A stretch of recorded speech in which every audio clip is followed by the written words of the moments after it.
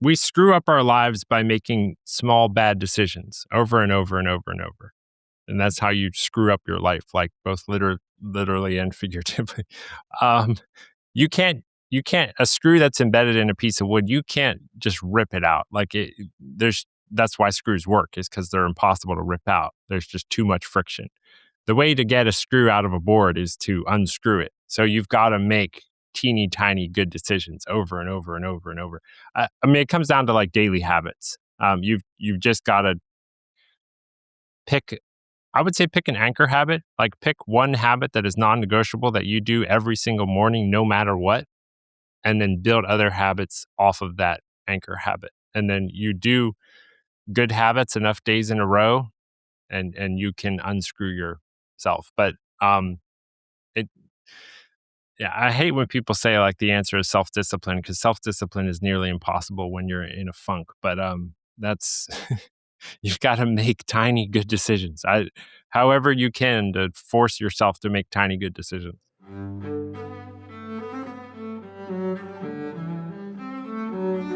Welcome everybody back to the Growing Money with Sean Trace podcast. I have an awesome guest with me. Would you like to tell people who you are and what you do? I'm still trying to figure out who I am, but I know my name. My name is Joe Moss. I'm the founder of Advisor Techbook, and I am getting clarity on what I'm trying to become. I'm trying to mint unicorns. That's what I'm working on. That's awesome, man.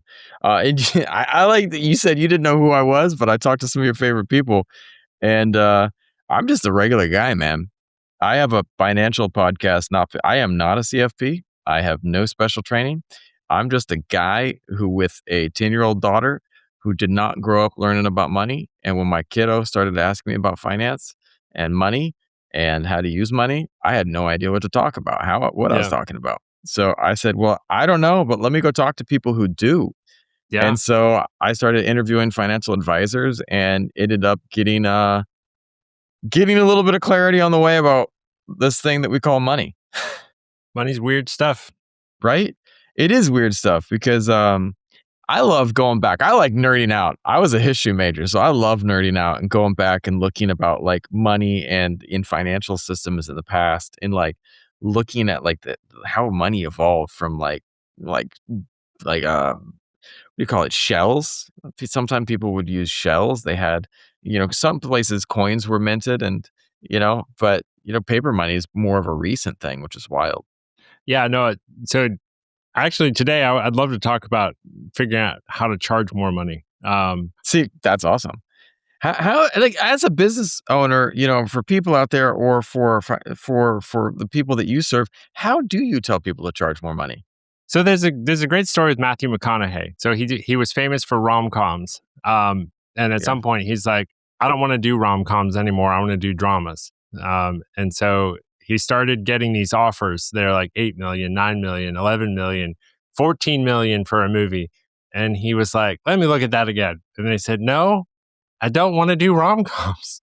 And then it was hard. I mean, like a year and a half of his life like went by as he was waiting for the movies he actually wanted to do. The way to charge more is to figure out what you actually want to do and charge your value. I'm starting to get clarity on how you figure out what the value is.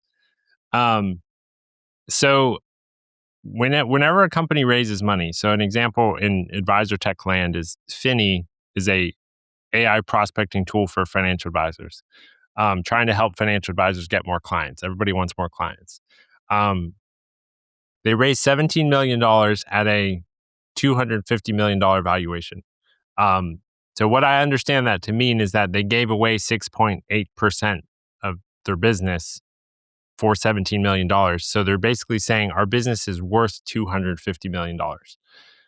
It's not actually worth $250 million because they're not making enough revenue to make it worth $250 million. They're saying this is what we hope to be worth.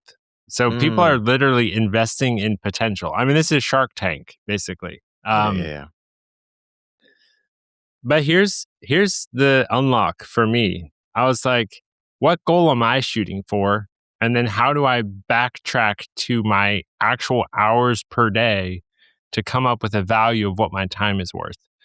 Um, the number I came up with is a little bit mind blowing, but I actually think once you come up with your own personal number, what you think your time is worth, how much time you have, what it's worth, what the work is you actually want to be doing, I think it's incredibly interesting.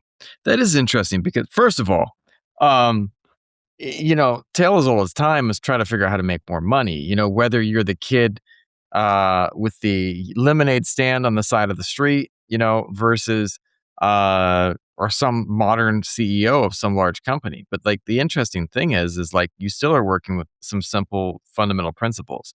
The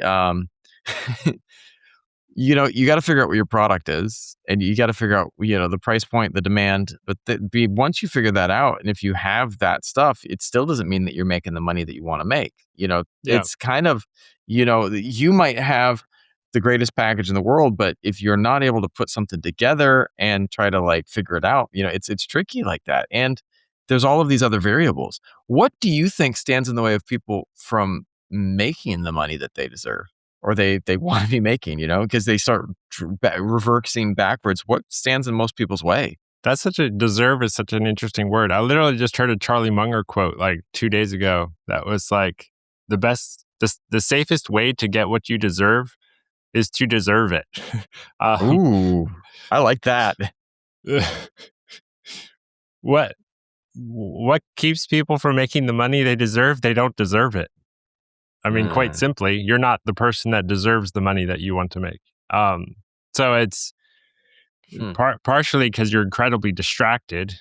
You haven't figured out I know you talked to Justin Castelli about The Alchemist and the personal legend. You haven't figured out what your personal legend is, and you have no clarity around what you even deserve because you don't know what you deserve. So I would say the key to making the money you deserve is to go on a quest for your treasure.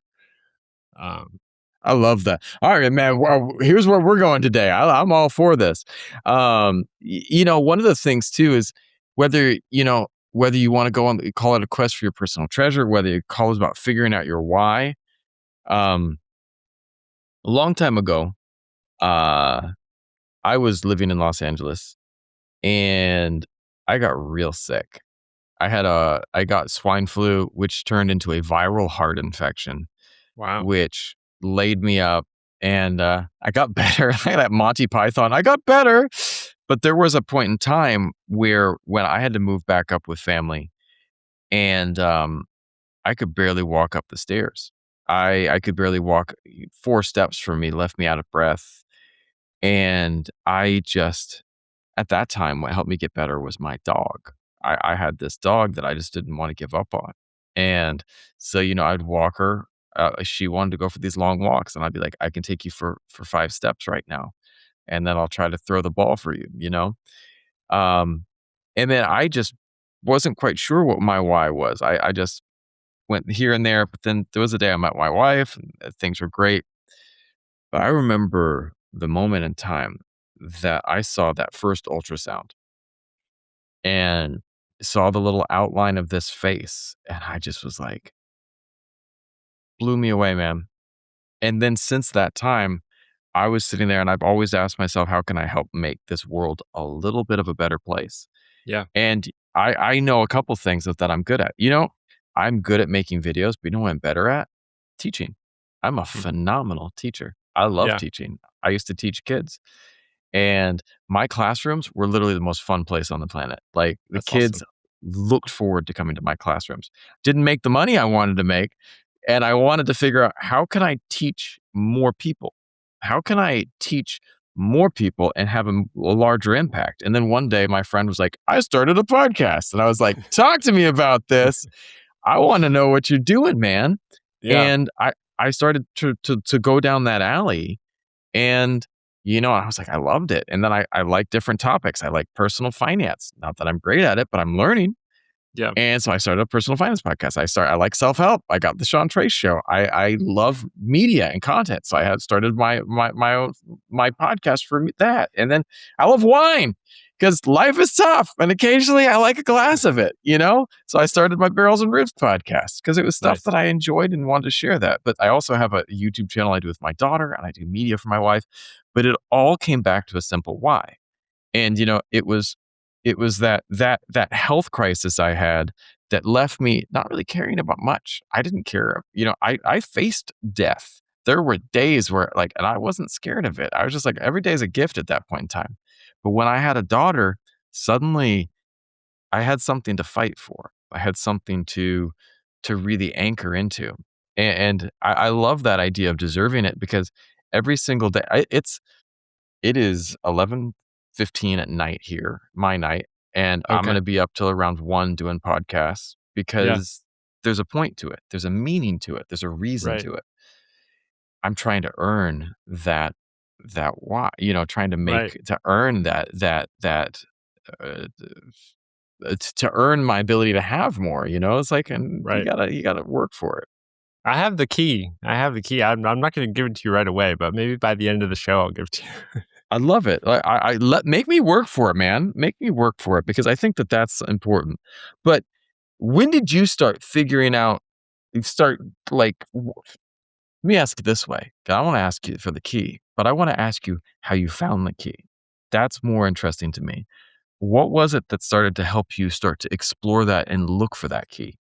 I mean, it started really young for me. My brothers were mowed lawns in our neighborhood, and so they were, I don't know, they had a paper route, and I had a long list of things I wanted to buy. I wanted to buy a computer and a go kart and some Lord of the Rings knives and swords, and I had a list, a big long list, and I wanted money so I could buy these things, and so I would tell my mom like I want to make money, and she's like, well, do a really good job mowing our lawn.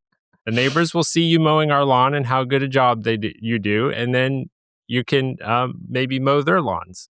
Yeah. So, first of all, do a really good job at whatever the work is that's been put in front of you. Like everybody pretty much has work they need to be doing anyway. Like whatever's in front of you, do the very best you can, and then start telling other people around that work, like, "Hey, I could do this work for you too." Yeah. So that's kind of where it started. And then I'll fast forward a couple times, but like when I turned 18, I started trading stocks on TD Ameritrade because you have to be 18 to open a trading account. Um, it was a terrible time to start investing in stocks. I was literally buying like Fannie Mae and Freddie Mac as they were plummeting in 2008, 2009. Um, so bought them at like they started. I don't remember. They might have even been over $100, but like at 70, and then at 30, and then it's like surely they're going to turn around at some point, and then they get down to like $1 a share, and I'm like, okay, I clearly don't know investing very well. I lost a lot of money, but that was my first experience with the stock market, which taught me some very important lessons. Um, but then I went to school. I got a degree. One of my professors was a real estate agent. So I became a real estate agent, started selling houses. Um, I'm terribly introverted. So I just did not do well on interviews. So I could not get a job out of college. So I went back to mowing lawns, sold houses, and eventually got into construction because most houses that are going up for sale need some work done. They either need work done in order to close because there's some problems, or they need work done in order to even like take some nice pictures. So I was a real estate agent. I had a construction business, um, but God blessed me with bipolar. So bipolar means you're manic and then you're depressed. And so I got manic when I had the construction company. I got 800,000 in debt. I had like 13 employees. I was just way over my skis. And and I decided at the time just to close everything, like sell everything I owned, close the business. Um, and then during my recovery period from that like massive life fail, I found online entrepreneurship basically. So Pat Flynn with Smart Passive Income was one of the first blogs I started reading. Financial Samurai is another one. Mr. Money Mustache. So I started reading Rockstar Finance. I don't know if you know J Money. Budgetsaresexy.com, I think. Um, These are like the early wizards, like even Josh Brown and I think Josh Brown was big on Twitter, downtown Josh Brown. But I was like, these people are trading value for not their time. I think this is a huge key to making money is you've got to divorce your time from money. So an hour of your time can be worth $7,000 basically. It's but not because your time's worth that much, because your ideas or what you're teaching or is worth that much. Um, so that was the concept, and then I've been chasing the dream of making 10K a month online ever since then. And I finally reached it. A few months ago actually. We're making 10,000 a month through the platform called School. Um, so, but now I'm trying to mint unicorns. I'm trying to help other people get to their dream. Um, so that's my money journey, I guess. As you were figuring things out and, you had such a huge, like, event that happened with the construction company. Other people that are dealing, like, on their journey, like, as people are starting to try to figure things out and they're trying to dig their way out of a hole or bounce back, what do you think people should be doing, like, when they're trying to aim for or find the key for themselves? I think someone told me this, but we screw up our lives by making small bad decisions over and over and over and over. And that's how you screw up your life, like both literally and figuratively. Um, you can't you can't a screw that's embedded in a piece of wood, you can't just rip it out. Like there's that's why screws work is because they're impossible to rip out. There's just too much friction. The way to get a screw out of a board is to unscrew it. So you've got to make teeny tiny good decisions over and over and over and over. I mean, it comes down to like daily habits. You've just got to pick. I would say pick an anchor habit. Like pick one habit that is non-negotiable that you do every single morning, no matter what, and then build other habits off of that anchor habit. And then you do good habits enough days in a row, and you can unscrew yourself. But it yeah, I hate when people say like the answer is self-discipline because self-discipline is nearly impossible when you're in a funk. But that's Right. you've got to make tiny good decisions. However you can to force yourself to make tiny good decisions. When I was recovering from that infection, um, I couldn't do 20 steps. I did 2. I Right. did 2, 3 steps, and then the next day, I did 3 steps, and then the next day, I did 5 steps, and slowly but surely, I kept doing more steps. I kept walking farther, I kept getting stronger, and then I got strong enough to get back out on my feet, got back into and I was like I told my family, I was like, "I'm gonna move back down to where I was living," and they were like, "Are you sure? Are you sure?" And I said, "It's the thing I gotta do, it's the next step." And then if you just keep going for me, though, and Justin and I had a little bit of, like we got down that mystical path a little bit of, like I feel like you have to follow that path that opens up in front of you. And it's like one step at a time. I firmly believe that this great universe that we live in wants for us to be abundant and to succeed and to be in good things.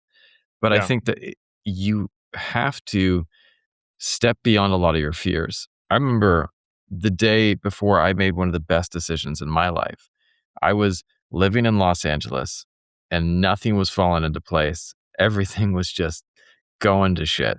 And I suddenly was like, all right, if I don't get this job that was, was a finalist for, not the job I wanted, but I was a finalist for it. And I was like, this can be a good thing.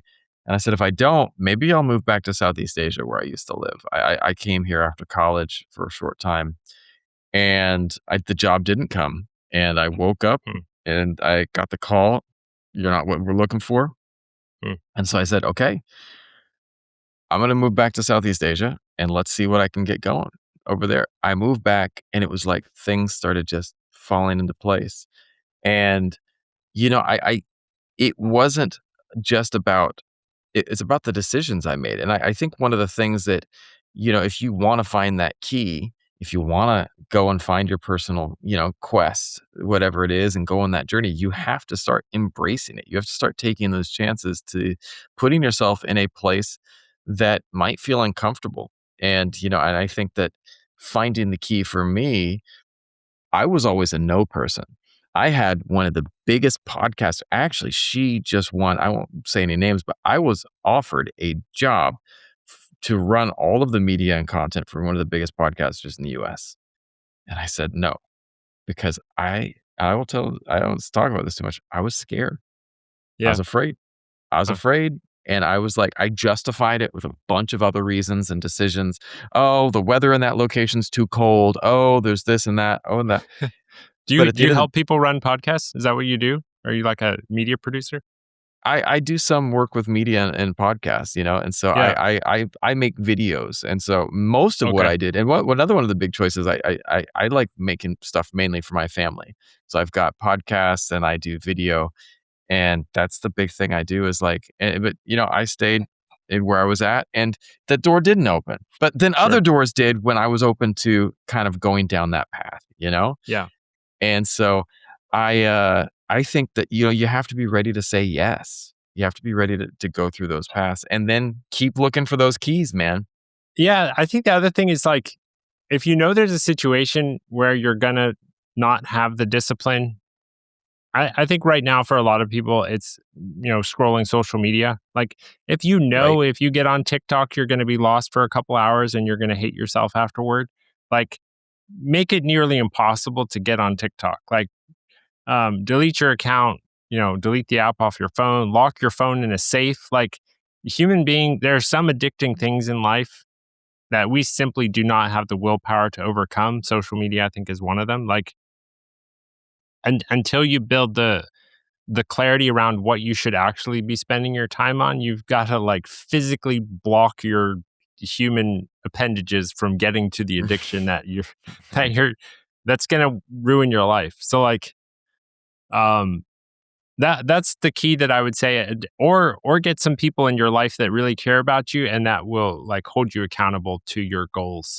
But I've been in some horrible times in my life, and like I understand there you don't have the willpower, you don't have the belief, you don't have any of the like necessary keys to get to start unscrewing. So like you've got to find people or find like physical barriers to the things that will ruin your life. I love that what you're bringing up too, because if we get back to the analogy of unscrewing the screw that's kind of messed up your life, if you are unscrewing, but then you get that one habit that screws things back in, and I love that you're bringing up, I'm making these videos for social media, but like I actually try to limit the time I spend on social media because I think the predominant amount of content, like we don't let my daughter has a YouTube channel and we make content, but I don't let her anywhere near YouTube shorts. Like Yeah. completely prevent her from going near YouTube Shorts because I might, for long form, I can say these are the approved channels. You stay on those channels. But with YouTube Yeah. Shorts, she's like, oh, and then boom. And it's like we're into really weird territory real Yeah. fast. And Right. she just has a hard time pulling herself away. And like you're spot on with like, and that maybe that's your habit. Like, let's imagine that your goal is to get into shape, right? And you got this one little problem, and that's like you like to smoke, and you know that you don't want to do it. So you got a couple options. One, you can make sure that you're nowhere near those situations where other people are going to be smoking. You just anything that you had that was paraphernalia for that, you get rid of it. Any of Yep. the accessories, get rid of it, and you keep yourself away from it because anytime that I ran 3 miles today, but then that's great progress. But if you go and you smoke 2 packs right after that, it's putting that screw right back in. Yeah. So I think Yeah. you got to figure that out. Those little habits are important. Get some fire involved. So truly, like they, I would call them addictions or idols. Um, Money has been an idol for me, or work slash money. I thought was the answer to all my problems, and so I worked too much Mm. and didn't spend enough time on some of my closest relationships. There are consequences to that, by the way. If you If you don't spend enough time with your wife and your kids, there are consequences. Yeah. So like Alex Hormozy has 3 books on making money. Like Alex Hormozy is probably one of the best marketers in the world. So Hands I had down. bought his 3 books. I reached a point where I was like, this is my idol. Money is my idol. I love money more than I love my wife and my kids. This is a problem. So I took the 3 books out in the backyard and I burned them. Mm. I actually had a stack of like fake $100 bills too that someone had given me with a book. I burned the stack of fake $100 bills. Um, Later on, I actually had gotten into smoking cigarettes because I was going through a super stressful time, and it just was a good way to cope with the stress a bit. I had like 3 packs of cigarettes. I took them out and I burned the cigarettes. Um, if it's alcohol, like I many times I've bought a bottle of alcohol, like $50 for a nice decent scotch or something, and then I've said, this is literally the opposite of what my goal is. I took the Yeah. $50 scotch and like dumped it down the drain. You've got to be, this is giving me shivers down my spine just talking about it. You have got to burn or destroy or crush the thing that is standing between you and success. Whether you call it temptation, addiction, idol, whatever is standing between you and the person that you want to become, you've got to destroy it, literally. Was it the same burn the bridges, you know? Yeah. The or burn the boats, not burn the bridges. Burn the bridges Burn the is another boats. thing. Yeah, don't Burn don't the burn boat. bridges. Don't burn bridges. Burn the boats. Leave the bridges alone. You're gonna need the bridges. But burn the boats is a thing that I always love that because um, Ryan Holiday, love his books, love his writing, and he's got this, Yeah, the book called The Obstacle Is the Way. And he talks about how those things that are in your path are often some of your greatest lessons, but you have to go through them. You have to get to the other side of them. I remember I don't play video games, not because I have anything against them, but because I know that my personality, I was in college and I remember one week my friends got the original Diablo game. I'm that old. And yeah, I was playing Diablo in college and I went up to my friend's room. They had this nice computer. Now it would have been a freaking dinosaur. But we went in there. We were playing Diablo, and I was playing with them on their computer. We were in there all day. And I was like, dude, finally, I was like, I'm getting tired. I walked out thinking that it had been a mere matter of hours. It was like 18 hours later. It was the middle of the night. And I just realized at that point in time, like after a couple of days of that, I was just like, I got to go up to their room. I've got to play. After a couple days, I was like, my personality and gaming, like I can't go part way. Like, my other friends, and a couple years later, I was like gonna go try to do some gaming with some friends, and then like, hey, I got this new Call of Duty, and I'm like a big history buff, and it was like Call of Duty in World War II, and I just was like, dude, I started playing, and it was like 8 hours later, and suddenly I was like, yeah, again, because not for me, the things I wanted to accomplish were so important that I recognized that any of that and now I think it even more because, like, I work hard, I'm achieving my goals and success, and any other moment I have is with my family. And yeah, so, I think that when I make any decision for my life, for my business, I sit there and think, is this going to help give me more time with my daughter and to give us a better future, or is this going to take from that? And, yeah. it's really easy to burn the excess when you have that clarity. I love I don't know why she disappeared. I love this person, the Marie Kondo. Does it make you happy? Like that to me, I love that. I found her book at a thrift store. It is like the Marie Kondo's Guide to Business. And it was like, and she essentially, it's that same type of thing. It's in your business. Kill the fluff, kill the extra excess, trim the fat, get rid of all that stuff that might be pulling you away from what you really want to be doing. Today I had 6 meetings on my calendar. I had record 2 podcasts, one my own, one with you, and then 4 other meetings. And I told my wife, I was like, we are adults. We can, every single minute of our day, we can decide what we want to do. I could cancel all 6 meetings Yeah. and go and sit by our pond and read for 8 hours. I have the ownership of my life to do this. And I think that even if you have an employer, like you can call your employer and say, look, I'm thinking through some things. I can't come to work today. I'm sorry. And you can go spend your day however you want.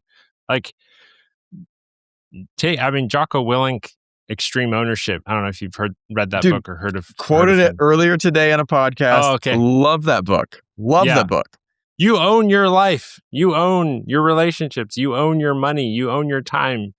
Figure out how you want to spend it and spend it how you want. If you want to spend 2 hours every evening scrolling YouTube shorts, like go for it, but it's not going to make you happy. Yeah, it's not. And I think that's the thing too, is like there is this idea of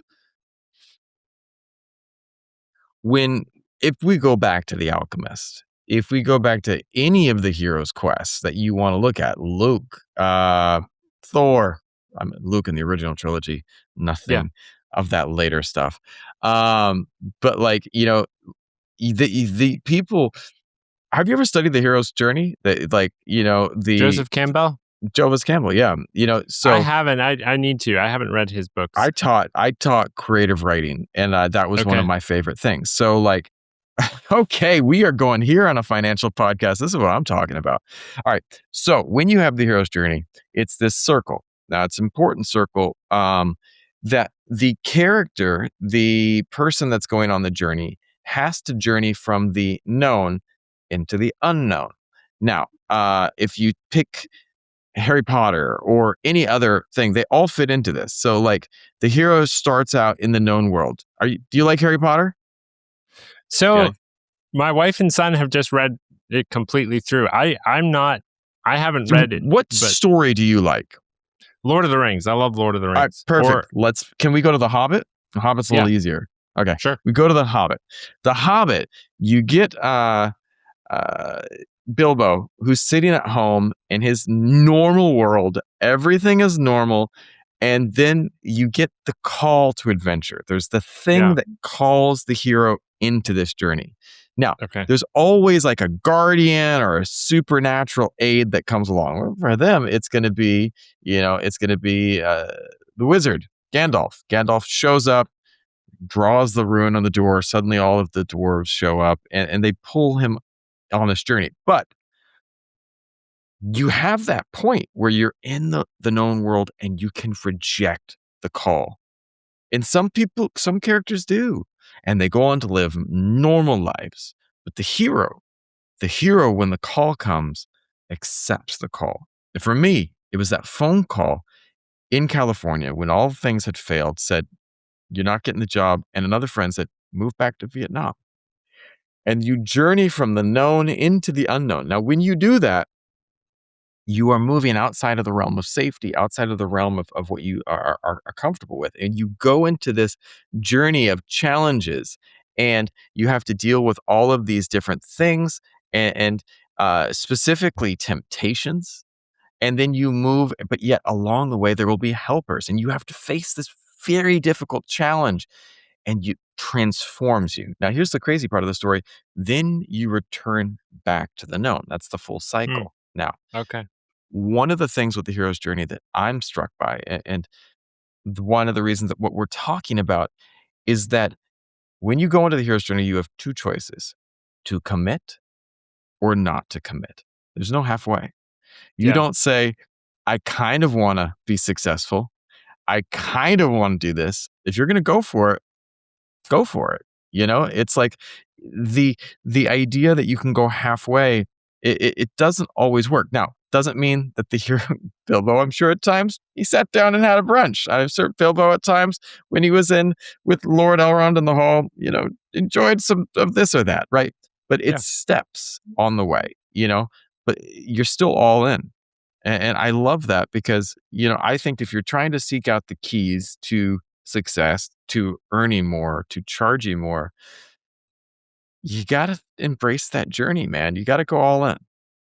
Yeah, for sure. No, I'm gonna buy those.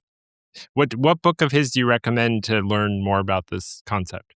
Start off with just the Wikipedia entry. It's a great thing. And just Okay. looking at the picture, like just look Yeah. at that, and read through it because it's a great breakdown. But it applies to every movie you can imagine. Thor, he's up he's up in his, what is it? What's the realm Thor comes from? Asgard. and then he's cast back down. The original Thor movie, cast down to Earth.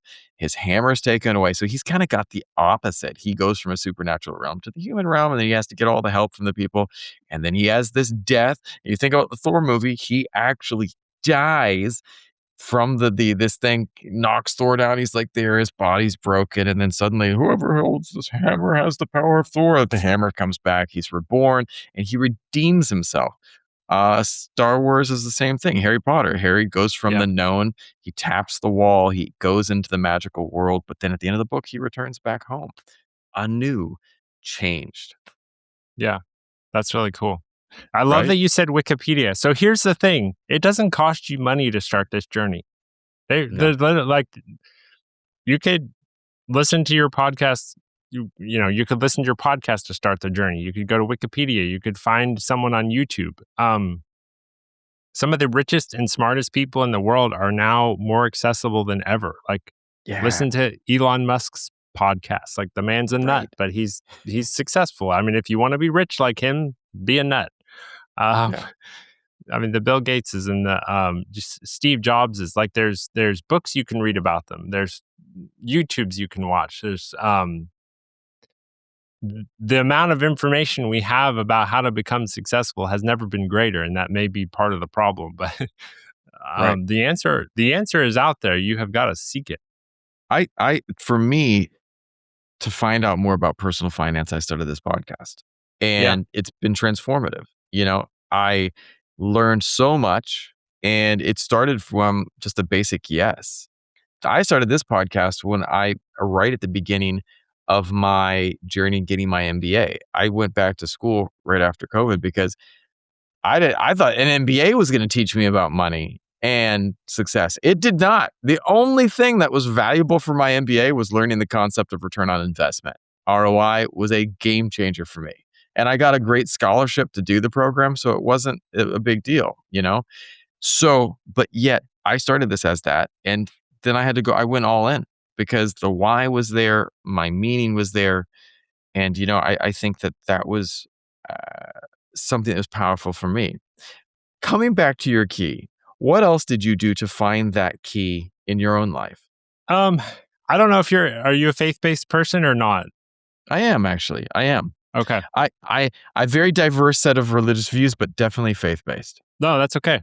Um, so I literally said this recently in a Substack. The number one thing every human being needs to do is seek inspiration. So I would build this into your morning ritual. When you wake up, walk outside and look at the sun. Or for me, my morning ritual includes reading really good books. So whether the book is the Bible or the book is The Creative Act by Rick Rubin or Poems and Prayers by Matthew McConaughey. His other book, Green Lights, is pretty cool. But what else is in that list? The Greatest Salesman in the World by OG, I don't remember his name, Mendino or something. Augmentino, Um, yeah. yeah. So I have like 6 or 7 books. I literally read a page or two from every single morning. And I have a journal and I light candles. And this is like my morning ritual and I drink coffee, for receiving inspiration. So this is seeking.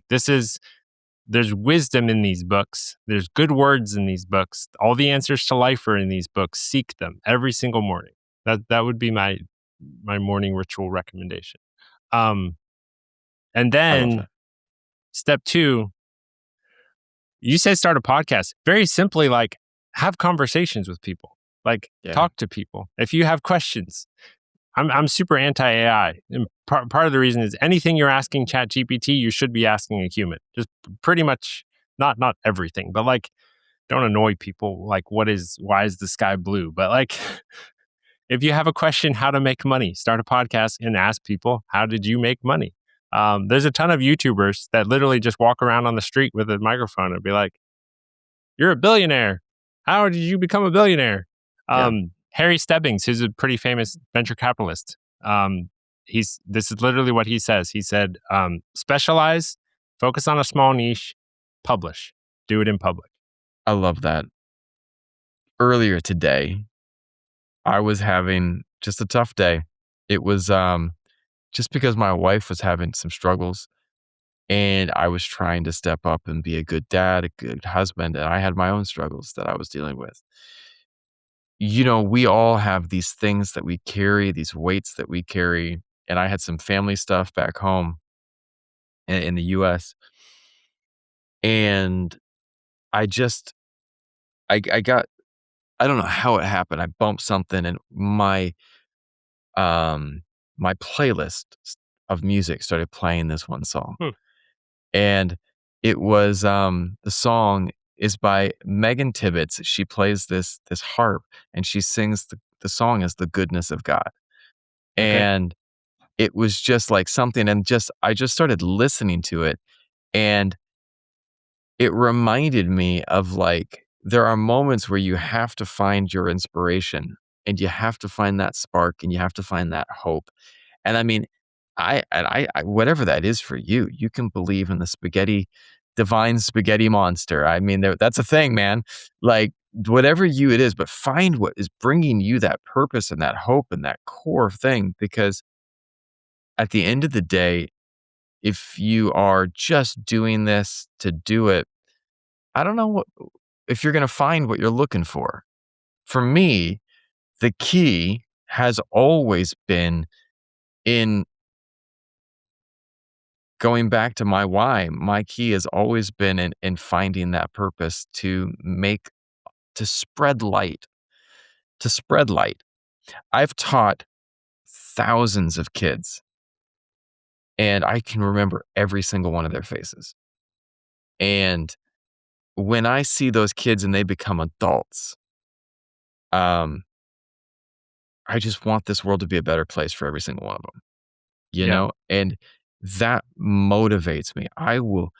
If my business lost all my clients, I'd go pick up trash if I had to keep the thing Yeah. running so I could keep these podcasts going.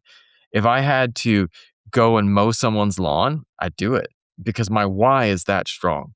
If I had to, you ever see the poem by, by Rudyard Kipling? Do you know that one? I think I have. Yeah. I I don't I know it. l I don't know it offhand, but I'll look it up soon. Yeah, he has this one line in the poem. Um, I gotta remember the line, but uh, if you can make one heap of all your winnings and risk it all in one one turn of pitch and toss, it's like a gamble game, and lose, and start again at your beginnings and never breathe a word about your loss. And so it's like, if you can just go, but your core why is so strong that you've lost everything. Can you pick it up and just go, it is what it is. We're on our path. That's to me where my key is at. So can you tell me, how did you find your key and what is it? So yeah, there's two keys. One of them is more like universal, and then the second one is a super practical. So the more universal one is I've been a Christian all my life. I was raised Christian, read the Bible through the year after year after year. But just I've always stayed a Christian, just kind of wasn't a great Christian, if that makes sense. Sometime in September, there's a famous verse in Matthew that says, "Seek first the kingdom of God and His righteousness, and all these things will be added unto you." And I was like, if I actually believe there is a God, and if I believe that this verse is actually true, the fastest way to get rich would be to seek God. Um, so the single, so seek the creator, I would say, like, seek the master guru, like whoever is, I think it's God, but like if you're not a Christian, seek the wisest person you can possibly think of in your entire life and seek them. Like they are the guru up on the mountain, and your journey in seeking them will get you where you want to go. Um, so I started journaling. I wrote that verse down every single day. I sought God every morning. And God is super weird because you can't see him. He never talks back. I think he's terrible at relationship building because the man never talks. It's Right. super frustrating. I'll take it up with him when I get to heaven, maybe. Uh, um, but then something happened in my personal life in November. So I started doing this in September, started journaling and seeking God every morning. In November, I'd been manic for a couple weeks. And let's just say that the closest person to me in my life was like, I don't think this is going to work. And just, it was gut wrenchingly awful. It's, yeah, I'm sure you can imagine. But I was like, okay, clearly my priorities are messed up.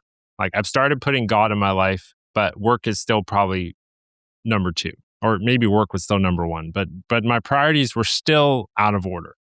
So then I said, so Warren Buffett actually has this 2 list strategy. The 2 list strategy is at the end of your life, what are the 25 things you want to accomplish? Pick the top 5, put them on a list, put the other 20 on a second list, and the list of 20 is avoid at all costs because those 20 things are the biggest distractions to your top 5. So then I was thinking about, like, I was watching a Mr. Beast video, and Mr. Beast is like, I'm just trying to make the very best possible video I can every single time. So I was like, what is the very best life that I can live? And it's like, love God, love myself, love my family, love my friends, do work that serves others. I don't think you will find a better list of 5 anywhere. Like that is it. Like if you interview anybody, any top expert or any book about people on their deathbeds, like those 5 things are it. So I started prioritizing some family relationships and was able to, that situation is a whole lot better now. But the key, if you have a money problem, if you have a addiction problem, if you have a relationship problem, if you have an organic growth problem, seek the guru. Yeah. That would be the first key. Does that make sense? Yeah, no, for sure. Definitely makes sense. The second key is incredibly practical. It is the best MBA you will ever get and way to get money. It's a platform called School, SKOOL.com. For $9 a month, you join the Schoolers community, which is 200,000 people, all building online businesses. They have all the winners are ranked. You can see how much everybody's making with their community. The top community currently is making $568,000 a month. It's a lot of money. um, they have games. Alex Hormozy is a co-owner. He literally has his $100 million money models book, which he sold $100 million worth on the first day it released. Like beat J.K. Rowling and Harry, the guy from Britain. They know how to make money, but you can do it alongside 200,000 other people also trying to make money. So the second key would be join School. It's only $9 a month. Watch how these people are making money. Really, it's figuring out what you know and what you can teach the world, and School will help you monetize it. I think it's the best software on earth if you're trying to make money. I love both of those because seeking out the inspiration and that community, having a community, seeking out the the guru, the master. I was feeling lost and I was just going in circles. And for me, I had this epiphany moment of what I was supposed to be doing and where I was supposed to be. And it was a thing where again, it was an act of faith of just surrendering and sitting there and going, how do I get there now? And I found that by surrounding myself with the right people that were focused on the right things, um, and not allowing myself to slip and be surrounded by the wrong people and the wrong things. Yeah, It's like you can't always choose, who you work with or but you can choose how you interact with them, and you can choose the the steps you take and the energy that you step into. So I think that every single day I try to wake up a little bit more to that awareness, and then, find your journey, find your yeah, quest, and find out what you're supposed to be doing. Because it's like how we started the conversation, it's like, What does your vision quest say for you to do, you know? That is your job as a human being. Seek your destiny. There's a great book that I'm reading right now that's all about that. It's The One Thing. The book is called The One Thing, and it's a Okay. phenomenal book. The surprisingly simple truth behind extraordinary results. And the book focuses on your job is to find the one thing. And they talk about my favorite scene in my favorite movie, and I didn't know anyone else referenced this as well, but not my favorite movie, but one of my favorites. It's a movie called City Slickers. Billy Crystal is this guy from the city, and two of his friends are having massive midlife crises, and they decide to go on this cowboy experience where they have to drive cattle from one city to another, like to be like a real cowboy, and all hell breaks loose. And this guy that's sitting there, Curly, sits there and looks at this guy. And he's like, "You know what the secret of life is?" And like the guy's like, "What?" He's like, "This." He holds his finger up. He's like, "What? What does that mean?" And the guy's like, "One thing." "Well, what one thing?" He's like, "That's for you to figure out." And I would sit there, and the thing is Curly can't tell you what the one thing is because he doesn't know what your one thing is, because your one thing is Yeah. not his one thing. It's different for Right. each of us. But when you can figure it out, if you lean into that, you know, you can truly find true wealth. And true wealth might not mean the billions of dollars, but it might mean the value of what you're seeking. You know, if I became a multimillionaire, that'd be cool, but that's not as important as me having the reach to be able to have an impact. That has Right. way more value for me, even if it has Yeah. less money. And you know what would be even more amazing for me is if my biggest thing of success is I would love to get these podcasts rocking and rolling, but the best thing I'd love is to be able to do more of Ilani's little world, the YouTube I do with my daughter. If I can make Yeah. that blow up and let that be my full-time job, dude, I'd Sure. love that. I'd love that because I love what I do there. And I have a new concept where I'm trying to do a podcast now for kids. We're playing this new thing that we get all these famous people on that are like YouTubers and stuff, like animal Cool. YouTubers, and they show us animals. And my daughter and I sit there. I can't bring a king cobra into my house. My wife would murder me. But you know Yeah. what? One of the guys who's a king cobra expert can definitely show us a king cobra on his webcam. And like we can be sitting there looking as he's playing with the king cobra, playing. Yeah. But you know, dude, it's like, and like my point being that anchors me. That anchors me every day, and I can put up with all of the other stuff if I have that. Have you heard of the Harvard study where they studied like 100 Harvard graduates and they studied 100 like inner city kids over their entire lifetimes? It was like a 75-year study. No. It didn't matter where someone graduated from, how much money they made, all the like worldly measures of success and wealth. The very single thing that mattered most to these people's happiness, whether they were, you know, poor as dirt or rich and famous, was the quality of their friendships. Wow. Um, so, and that's why in my list of five, work is last. Like the relationships you have with the guru, yourself, your family, and your friends. A wealthy life is your relationships, is your conversations, is your life lived with people. I I for many years neglected my friendships. I did not keep in touch with many people. I have three core friends. And when I started all of my podcasts, I had this beautiful thing that happened. Um, who am I? You said before we got on, I don't know who you are, but you're having conversations with people that I find really interesting. Well, Yeah, I would say this. After this hour, who am I? I can tell you one thing. I'm your friend.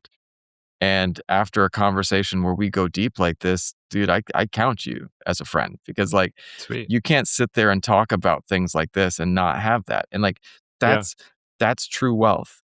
If nothing else, you know, if my business imploded and I had to go back to teaching, but I got to still have conversations like this, I'm yeah, okay with that. You know what I mean? right. I'm okay with that because wealth for me is not in the money. I like money. I love money. But really, truly, wealth is in this. And like, you know, and if you those relationships are valuable because there is stuff that's way more valuable than money. Connections and like this interconnectedness is something that in Asia I learned is truly the currency that we live our lives by. We think it's money, but really the true measure of a person's wealth is their relationships. Yeah. Wealth is conversation. Wealth is words. Wealth is communication. And this is why I partially think AI can be dangerous, is because social media or AI, they can draw you away from real relationships with human beings, because that is what life is. That is what wealth is. 100%, man. I want to ask you one last thing before we finish up. If you could go back in time and give your younger self some advice, what advice would you give yourself? I mean, I've already shared the key. I think seek first his kingdom and his righteousness, and you'll get everything you ever wanted. You'll get everything you deserve. That's awesome, man. Where can people find out more about you and what you do? Yeah, the best place is LinkedIn. Just search for Joe Moss. I've usually got some emojis after my name. Right, currently it's a rocket and a fire. But yeah, find me on LinkedIn. You can send a connection request and say something funny in the message, and I might connect with you back.